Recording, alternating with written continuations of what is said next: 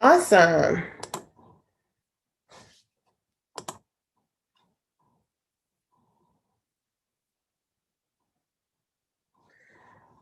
All right. So thank you so much for joining me today. And I just would like to welcome Ms. Jalynn Jones. She is actually a part of Black, Pretty, and Paid University. I thought that was such an amazing concept.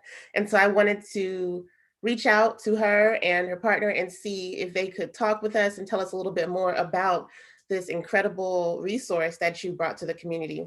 So first of all, how are you doing today? Doing well, doing well. I think I'm a 10 on a scale of 10. All right. That's what I like to hear. So, if you wouldn't mind, I always say that you can introduce yourself better than anybody else can. So, tell everybody a little bit about who you are. Happy Wednesday, all the listeners and supporters of L3 Brands and Black Pretty and Pay University. I'm Jalynn Adrian Jones. I'm a motivational resume writer, a gerontologist, and also a creator. So I'm one part creator of Black Pretty and Pay University. And we focus on Black millennial women, and a lot of what I do in resume writing is also really designed and geared towards the Black millennial and even the HBCU student. Awesome. So, let's just jump right into it. What initially prompted you and your co creator to start Black Pretty and Paid University? Good question. Good question. So honestly, Antonisha and I, who's the other part and a very important part of Black Pretty and Pay University, we actually were students together at Fayetteville State University. Shout out to all the Broncos. Go Yes, yes, Broncos. yes. So we were students at Fayetteville State, and we also crossed into the same sorority, Alpha Kappa Alpha Sorority Incorporated. And we went on to be business women as well. So although education was extremely important to us and we pursued grad school, and we, climbed all those ladders and broke barriers in our individual careers. So I work in healthcare, specifically in hospice and palliative care, and Antonisha works in education. So she was an assistant principal. I am a healthcare executive in sales and business development.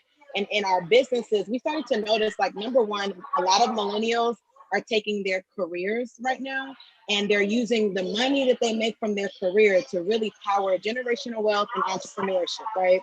So we wanted to find a resource and a way to help students that are emerging from college and millennials that are going through their career trajectory. We wanted to help align their career skill set with entrepreneurial spirit. And we wanted to do this premium service at an affordable cost. So Antonisha and I, although we went to school together, we initially found ourselves taking some of the same coaching courses online.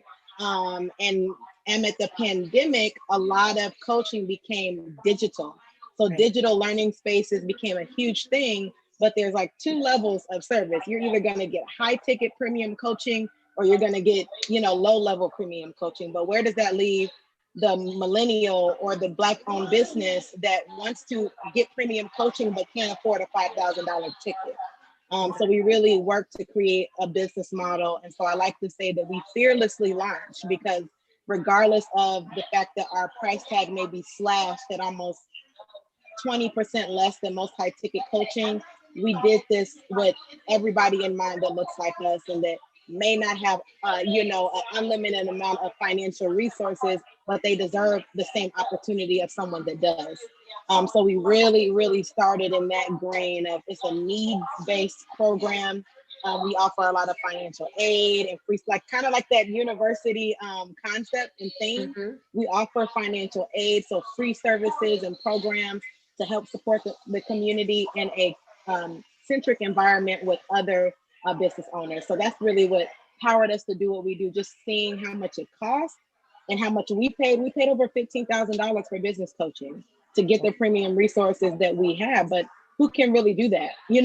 What new owner do you know that's ready to just spend $15,000? It took us years to be able to get to that point, but we wanted to shave those additional years of hustle and bustle and struggle bus off of new entrepreneurs and help teach them the ropes early on in their entrepreneurial careers. Wow. That's incredible. And so tell me again how long that you've had Black Pretty and Paid University up and running? Absolutely, absolutely. So we officially launched in September of 2020. So we are so brand spanking new, and we're making such, a wave, promoting and really depending on our community to get us out there. We both had been doing business coaching in some aspects. So Antonisha has a business called Sophisticate My Brand. She's an entrepreneur. So she actually teaches educators how to transfer their skill set to entrepreneurship. And I was a motivational resume writer, so I'm helping millennials scale six-figure careers that eventually helps them retire earlier and pursue ownership and entrepreneurship. So we had separate businesses, and we partnered together to birth Black Pretty and Paid University in September. So we've only been going for less than 60 days, and it's been so much fun for both of us. Wow. I am so impressed, the fact that it's hasn't even been a couple months, and the fact that it's gotten out there. You see it on the university page, and I'm just I'm so proud to see other ladies, just taking initiative to support those that are going to be the future, but furthermore, to take that leap of faith and step out, because I have not honestly heard of the concept quite the way that you've put it. And so, it's definitely appreciated. And I wanted to know a little bit about maybe some tips that you would have as far as if someone is an aspiring business owner, or someone that has been in business for quite some time and they've been suffering during the pandemic. Um, I don't want you to give away too many jewels because I know that's a part of your service. So, Yeah, but if you had just a couple things that you may say to some folks, what would they be? I have three things to say. The first thing would be to set your intentions. That's going to be the first one. The second one would be um, to go digital. And the third thing would, and I just had it, there were three main things I wanted to tell you. So I'm just going to start back at the first of setting your intentions. So as a new or aspiring business owner, it's really important to know when you first go into business exactly what you're doing this for. Understanding your why, and also understanding what your vision, your end goal is. Look, it doesn't have to be so stern and secure that you don't, you're not afraid to go off of the rail a little bit if you had to. But knowing, setting your intentions to know whether you want to be a side hustle. So if you're just doing this for fun and you're doing this for a little bit of residual income, or if you want to start a small business that may stay in your family or be passed down. So something that may remain local, and it stays in the community, and you're not looking to sell your business at any time. You really want to retain a small business for the purposes of building generational wealth and adding value to your local community, sometimes only your local community. Or thirdly, if you're looking to create a startup. Those are three different intentions that require three different levels of work. So if you're just a side hustle, you may be just trying to make a few $100s extra a week, and maybe this is your nail money or your gas money or just your travel money. Like, it's just extra, right? You're just treating it as an extra opportunity, but not something that's mandatory for your succession. Whereas a small business, like I said, it's something to pass along in your family, and you understand that this will always be yours. This is something you want to own. Whereas with a startup companies are totally sometimes open to being sold. They're looking for investors. They're looking for finances to really grow and scale their business. So they may be starting small, but their intention is to grow bigger. Knowing your intentions is extremely important. When I first started business, I did not set intentions. I just knew I wanted to be an entrepreneur. I knew I wanted to offer a service and fill a need. And I just started filling that need for millennial entrepreneurs that were graduating from college and that really needed to understand professional development and how to get their foot in the door and professionalize wherever they were in their career. That was the only thing I set intentions on. But I didn't think, like, am I trying to scale this to a six-figure business? Am I trying to keep this as a little side hustle? And I really treated my business like a side hustle for many years, which led to a lot of, I was like side hustle energy, but thought it was going to be something bigger. So I really just learned from my mistakes and became coachable and learned how to grow businesses at scale and help other people. And not be afraid to grow, because sometimes that can be a little nerve wracking. I don't remember exactly what I was going to say for the second thing, but it kind of came to me that the other thing, you have to, know is that there are, people that are in your community that do something that you do. And the best thing that you can do is get connected to those that are in your industry, whether they're local. You should know how your industry is operating. So sometimes as entrepreneurs, we get out there and we think we're doing something for the very first time, but really we should be filling a need. It's not that you have to reinvent the wheel. We don't have to put so much pressure on ourselves to reinvent the wheel. The wheel may already be there, but there may be one small area that is your niche and you can make an impact in. It doesn't matter if 5,000 other people are out there doing it. As long as you develop your competitive edge and your benefits and features, there's always going to be room for you. But you have to know who else is out there. So that would be the second thing, is to establish the need and know who else is out there. The third thing that I mentioned was to go digital. So before COVID, the thing that drove a lot of businesses to failing and closing down is because they were only local. They didn't have strong website presences. They didn't have communities, followers. They didn't have access to retain their customers through digital platforms like email marketing. And a lot of Black businesses fell in that area. Hence why we have so many grants right now for small business owners and Black-owned businesses, because the grants are for businesses to be able to go digital now. So it's very important to have online presence, to have consistency with a following, and to leverage advertisement so that you're doing more than just active in your community.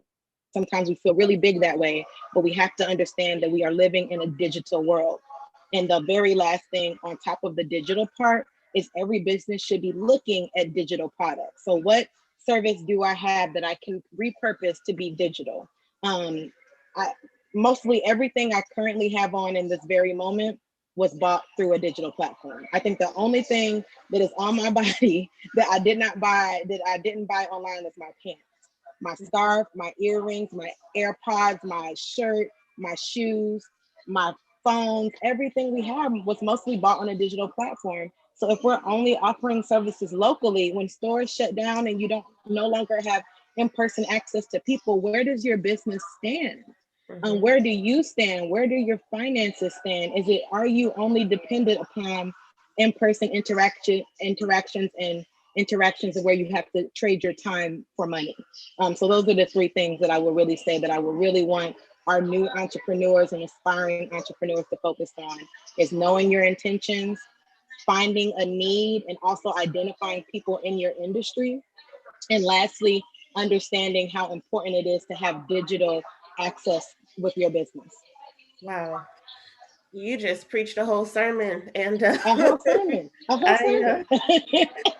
I really think that you blessed somebody today just with that short period of time that you spoke, spoke your advice there. And so, how can someone who wants to be a part of Black Pretty and Paid University, how can they get involved? Like, what is the first step to joining? That's a good question. That's a good question. The first thing that someone will want to do is you will want to connect with us online. So we're active on all platforms. Our website is currently in the works to be being built. We can be found at www.blackprettyandpaid.com.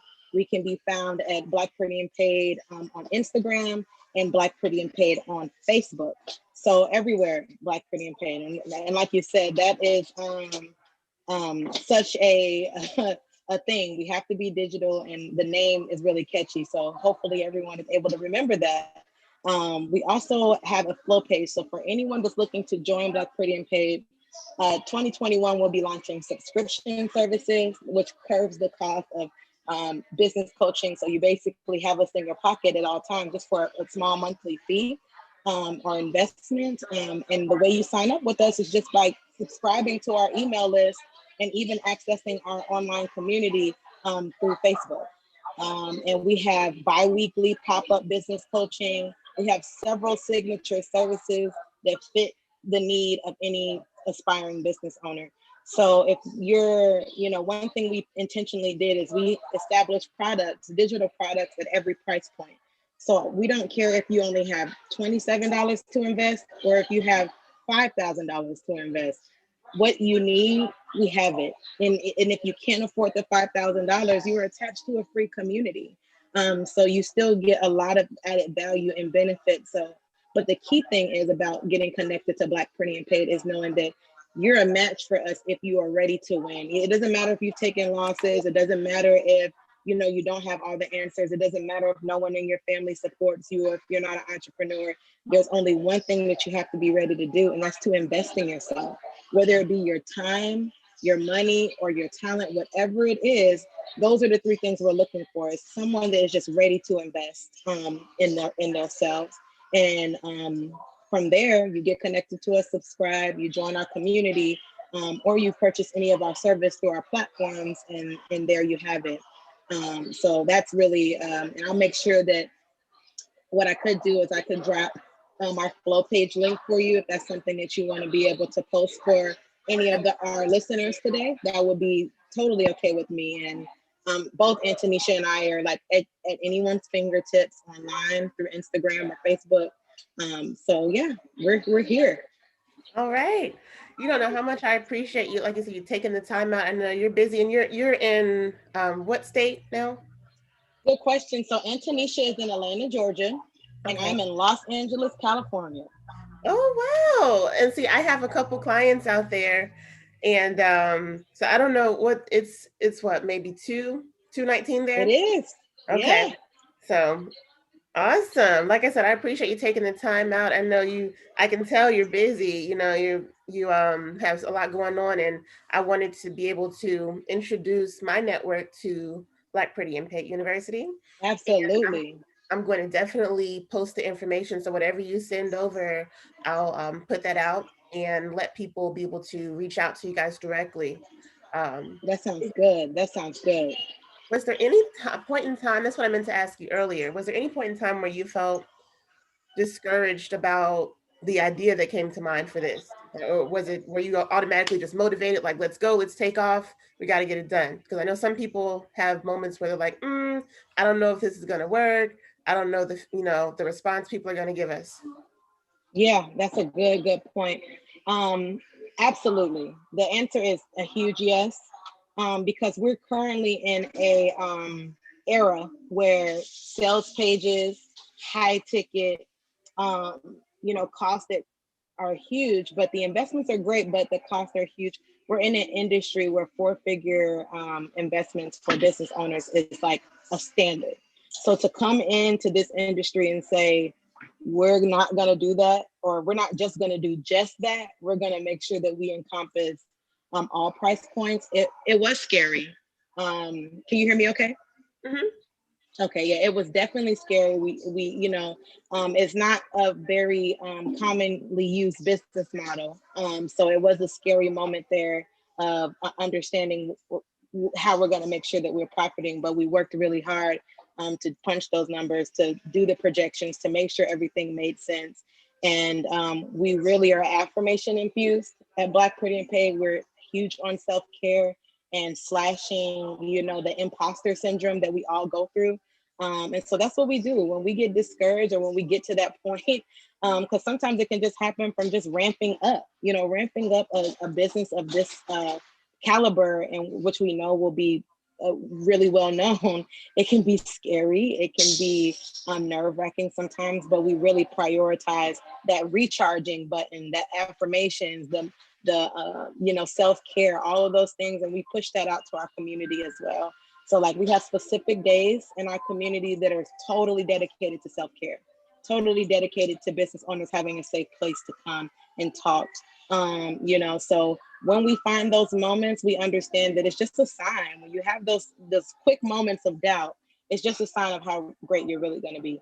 And so we take a deep breath and we're just like, all right, Yeah. we can do this. We can do this. I tell you Yeah. what, if there was no other time that tested everybody at once, COVID-19 has to be it, because I think the people that were the most comfortable something Yes, somehow in your life was touched. So, that's something. why, like I said, this what you're doing, what you and your co-creator are doing is so timely and it's so needed. So, I wish you the absolute best. I'm going to be supporting along the way. Um, and if there's anything else that you want to say to the listeners before we go, feel free. I just want to make sure that they get the website information after this call. That's most important so they can connect.